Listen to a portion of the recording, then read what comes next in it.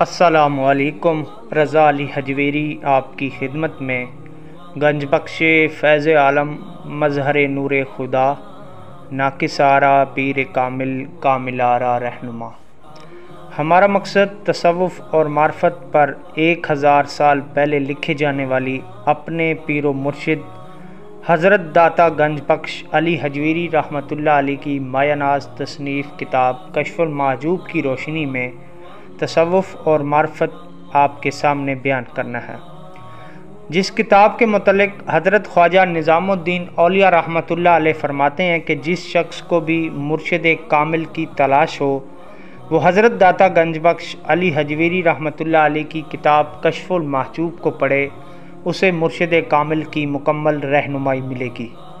روحانیت اور روحانیت کی تلاش میں رہنے والوں کے لیے ہم نے روحانیت کے 9 پردوں کا ذکر الگ الگ ویڈیو میں کر دیا ہے، جو آپ ہمارے یوٹیوب چینل پر ترتیب سے الگ الگ دیکھ سکتے ہیں۔ یاد رہے کہ رائے حق میں درویشی کو مرتبہ عظیم حاصل ہے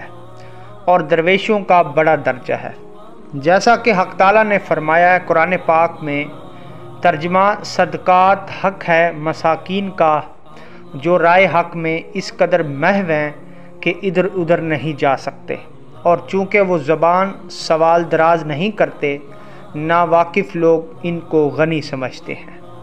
نیز اللہ تعالیٰ نے فرمایا، ترجمہ اللہ کے نزدیک ضرب المثل ہیں وہ اللہ کے بندے جو اپنی عبدیت میں غرق ہیں اور کاروبار نہیں کر پاتے۔ ان دونوں آیات میں 2 ایسے الفاظ آئے ہیں جو حق تعالیٰ نے اپنے درویشوں کے حق میں فرمائے ہیں۔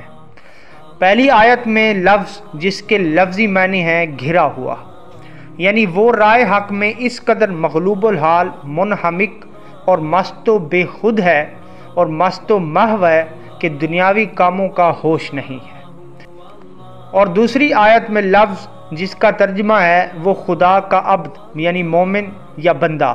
جو حق تعالیٰ کو مملوک یعنی زر خرید یا زر خرید غلام بن چکا ہے اور اس کی رضا کے سوا وہ کوئی قدم نہیں اٹھاتا۔ ان دونوں مقامات یعنی محویت فی الحق اور ملکویت حق عبدیت مومن کی شان ہے، اور ان کا یہ مشغلہ حق تعالیٰ کو اس قدر محبوب ہے کہ جہاں ساری بنی نوع انسان کو اللہ تعالیٰ نے کسب اور روزی کمانے میں جد و جہد کرنے کا حکم دیا ہے،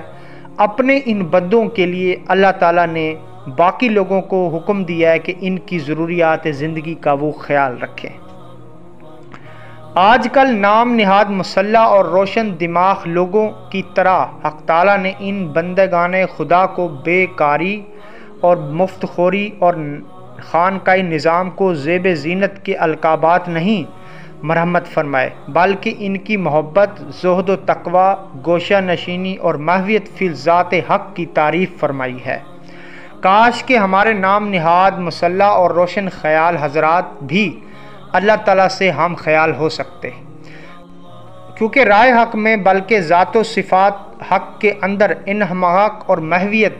جس کو علم و تصوف کی اصطلاحات میں مقام فنا فی اللہ کے نام سے موسوم کیا جاتا ہے، ایسا عظیم الشان مشغلہ ہے کہ جس پر دنیا کی تمام سلطنتیں، تمام بادشاہیاں،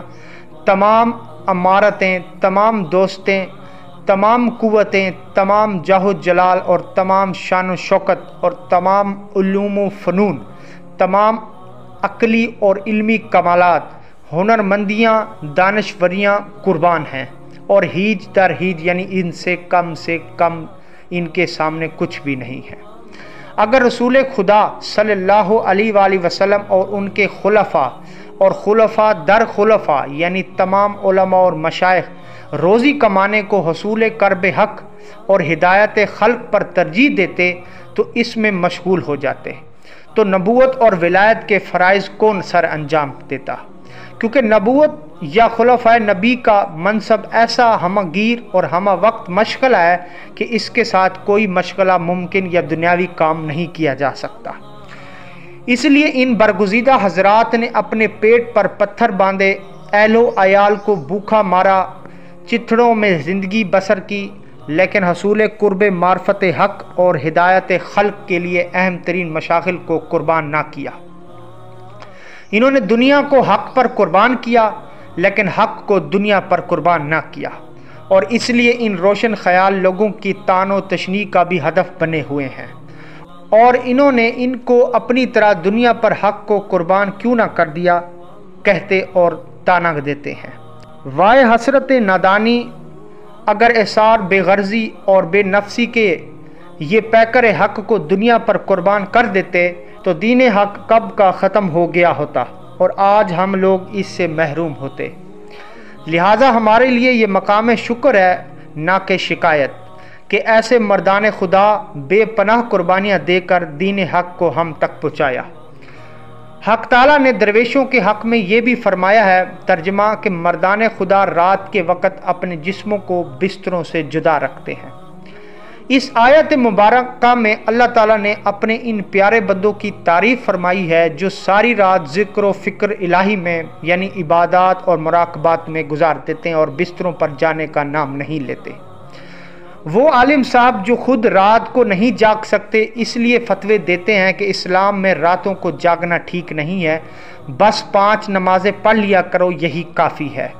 اس سے انہوں نے حضرت صلی اللہ علیہ وآلہ وسلم کی شب داری کی بھی نکتہ چینی کی ہے اور صحابہ کرام کی شب داری اور ساری رات عبادت گزاری کو بھی کالے عدم قرار دیا ہے۔ نیز قرآن عظیم کی اس آیت اور دیگر آیات جس میں اللہ تعالیٰ نے کہا ہے کہ بندگان خدا ساری رات خدا تعالیٰ کی بارگاہ میں راتیں بسر کرتے ہیں اور قیام و سجود میں مشغول رہتے ہیں، ان سب پر انہوں نے پانی پھیر دیا، اس وجہ سے بے شمار کتابیں لکھ ڈالیں، جماعتیں بھی بنا ڈالیں، چند نام لہوا نے مال و دولت بھی جمع کر لیا، لیکن رسول خدا صلی اللہ علیہ وآلہ وسلم اور صحابہ کرام اور اولیاء کرام کی طرح راتوں کو نہ جاگ سکے۔ اس لیے حضرت علامہ اقبال نے سچ کہا تھا کہ تو نام و نسب کا حجازی ہے پر دل کا حجازی نہ بن سکا۔ جن جماعتوں کے نزدیک اسلام کی غرض و غایت صرف دنیاوی عظمت اور جاہ و جلال ہے وہ جماعتیں دیکھتے دیکھتے ختم ہو جاتی ہیں، یہی تاریخ عالم کہہ رہی ہے اور ہمارا اپنا بھی مشاہدہ یہی بتا رہا ہے۔ نیز رسول خدا صلی اللہ علیہ وآلہ وسلم نے بھی فقر اختیار فرمایا اور بارگاہ رب العزت میں آپ یہ دعا کرتے تھے جس کا ترجمہ یہ ہے کہ یا اللہ مجھے مسکینی کی حالت میں زندہ رکھ، مسکینی کی حالت میں موت دے اور مسکینیوں کے زمرے میں مجھے قیامت کے دن اٹھانا۔ اس قسم کی آیات و احادیث بے شمار ہیں جو اس قدر مشہور اور معروف ہیں کہ یہاں ہر ایک کو دہرایا نہیں جا سکتا۔ اس حدیث میں خود رسول اکرم صلی اللہ علیہ وآلہ وسلم نے نہ صرف اس دنیا میں مسکینی اور فقر کی دعا کی ہے بلکہ عالم برزخ اور قیامت کے دن بھی مساکین کے زمرے میں شمولیت کی درخواست کی ہے۔ اس کی وجہ یہ ہے کہ انسان کی زندگی کا مقصد اسلام کی حیات و بقا اور کلمہ حق کو ہمیشہ قیام اور دوام ہے، جس کے لیے سادگی، قناعت اور مجاہدات اور ریاضات کی بے حد ضرورت ہوتی ہے۔ جہاں دین کی بات اور دین کے دوام کی بات آتی ہے تو حضرت امام حسین رضی اللہ تعالی عنہ کی یاد خود بخود ہمارے دلوں میں اجاگر ہو جاتی ہے۔ اس لیے حضرت خواجہ معین الدین چشتی رحمۃ اللہ علیہ کا وہ شعر بھی زبان پر جاری ہو جاتا ہے، شاہ است حسین بادشاہ است حسین، دین است حسین دین پناہ است حسین، سر داد نہ داد در دست یزید